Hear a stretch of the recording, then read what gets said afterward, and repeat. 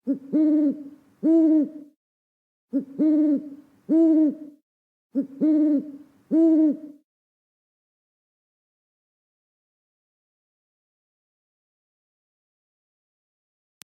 datang di Pojok Santai. Sebelum Anda mendengarkan audiobook ini, kami menginformasikan bahwa channel ini adalah review audio dari buku yang ada di Indonesia. Untuk membaca keseluruhan buku ini, kami menyarankan membeli buku aslinya di toko buku kesayangan Anda, baik offline maupun online. Keberadaan channel ini dimaksudkan untuk membantu Anda mendapatkan pengetahuan dari buku-buku kesayangan Anda. Jangan lupa untuk subscribe, like, dan komen. Selamat datang di Pojok Santai, channel khusus yang membahas komik dan novel dengan cara asyik.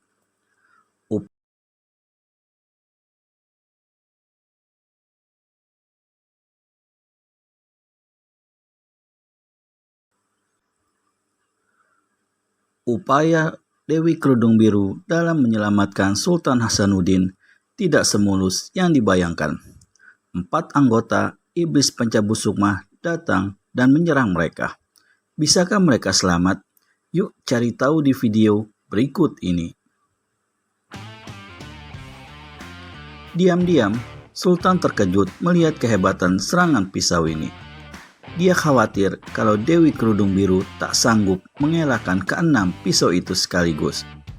Tapi anehnya, yang diserang ganda tertawa semerdu perindu. Pisau terbang yang pertama ditangkapnya dengan tangan kanan.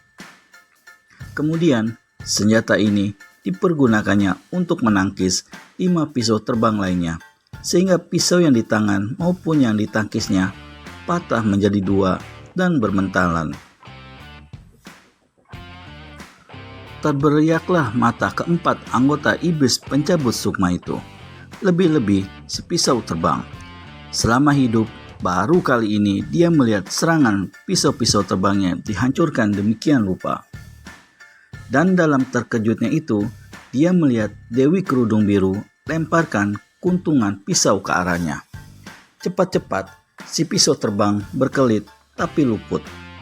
Kuntungan pisau masih sempat menyambar telinga kirinya.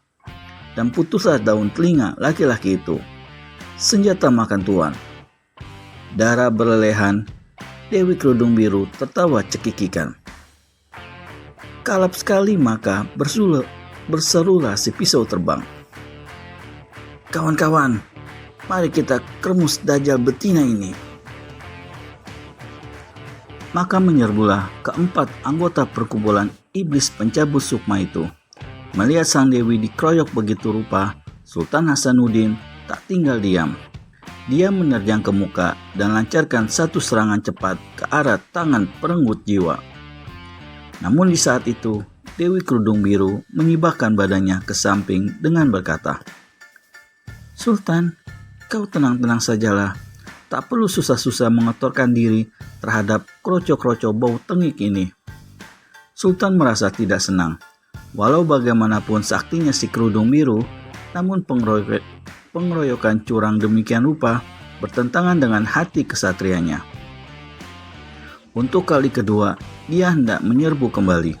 Namun di saat itu, terdengar jeritan si penggoncang langit. Tubuhnya mencelat ke atas ruangan batu. Kepalanya hancur. Belum lagi tubuh si penggoncang langit sampai ke lantai, maka terdengar pekik anggota perkumpulan Iblis Pencabut Sukma yang kedua.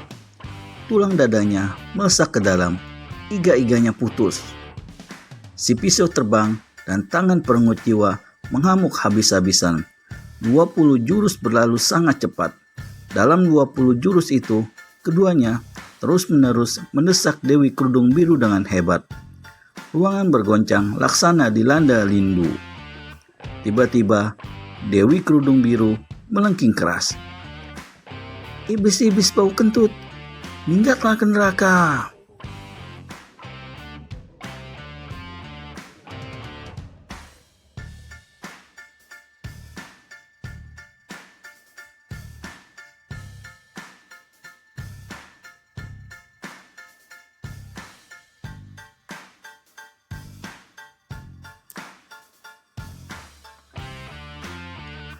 Sepasang tangan sang dewi yang halus tapi mengandung hawa kematian yang dahsyat membagi serangan dalam jurus dahsyat bernama sepasang tangan menebar maut. Si pisau terbang dan tangan perengut jiwa tiada kesempatan lagi untuk mengelak. Menangkis mereka tiada punya nyali. Menghadapi maut di depan mata, maka menjeritlah keduanya. Ah! Namun di saat itu pula, dari luar terdengar suara menggeledek. Manusia yang berani menghina anggota perkumpulan adalah korbanku yang ke-200. Begitu suara habis, maka dua larik sinar merah yang panas menyembur ke arah Dewi Kerudung Biru. Sultan melompat ke samping untuk hindarkan sambaran sinar merah. Sedang Dewi Kerudung Biru sebaliknya malah pentang kedua tangan dan mendorong ke muka. Pertemuan yang dahsyat dari dua aliran pukulan menimbulkan goncangan yang hebat, laksana dunia ini mau kiamat. Dewi Kerudung Biru berdiri tergontai. Seketika, sedang lawan yang lempaskan pukulan tadi yang saat itu hendak masuk ke dalam goa, terdorong kembali keluar mulut goa, kena diterpa angin pukulan Dewi Kerudung Biru. Sesaat kemudian, ketika manusia yang di luar goa itu masuk ke dalam, ternyata dia adalah wakil ketua perkumpulan iblis pencabut sukma. Di belakangnya menyusul satu lusin anggota lainnya.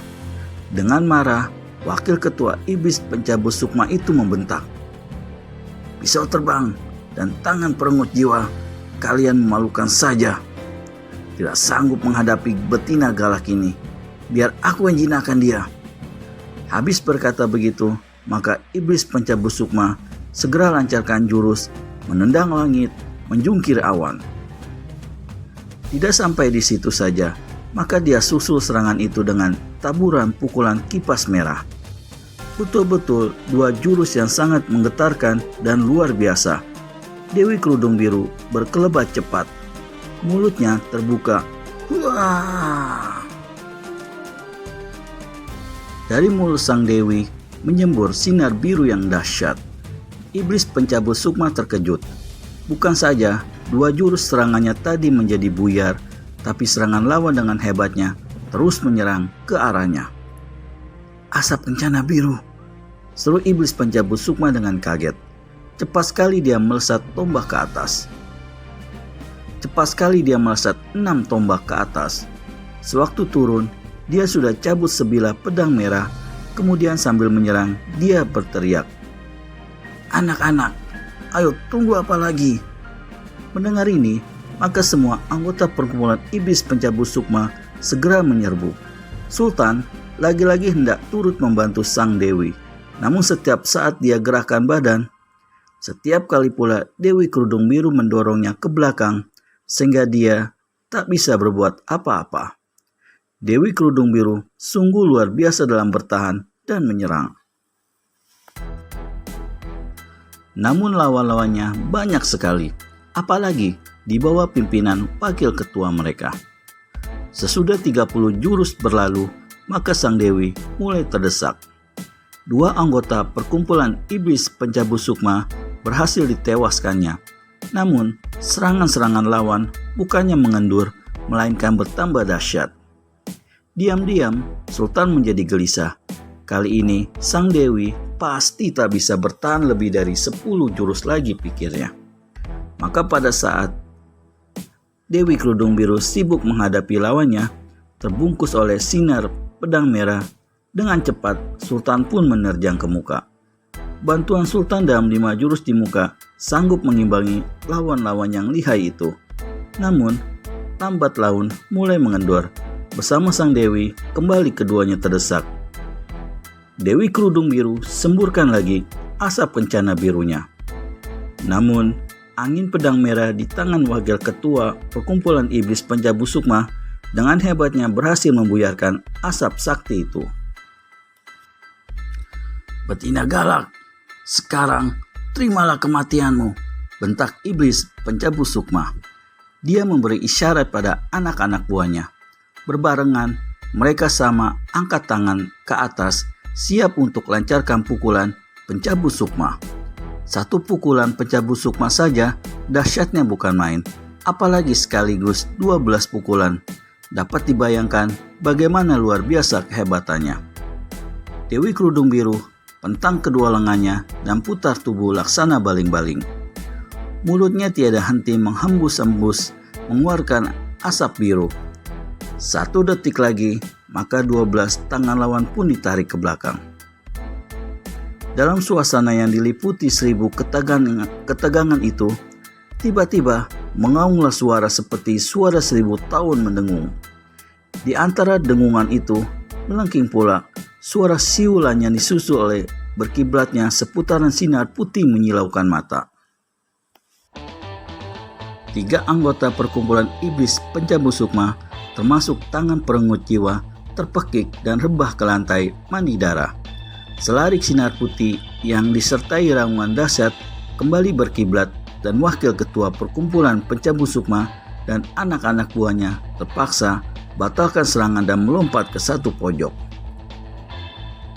"Pendekar 212!"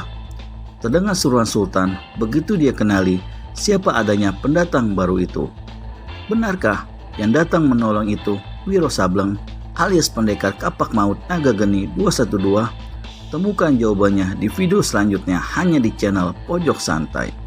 Segera subscribe dan tekan tombol lonceng untuk mendapat notifikasi video terbaru dari kami. Terima kasih dan sampai bertemu kembali.